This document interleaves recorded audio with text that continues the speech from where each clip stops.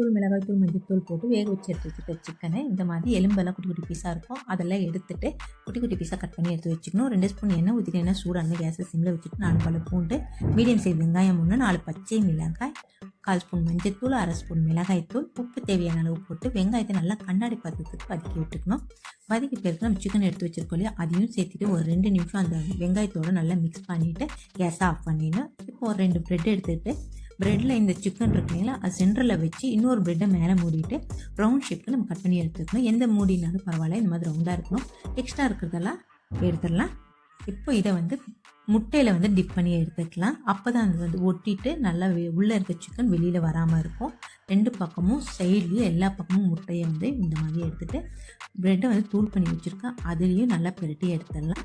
இப்போ எண்ணெய் நல்லா சூடானுமே கேஸை சிம்மில் வச்சுட்டு 2 பக்கமும் நல்லா பொன்னிறமாக வர்ற வரைக்கும் நம்ம பொரிச்சு எடுக்கணும்.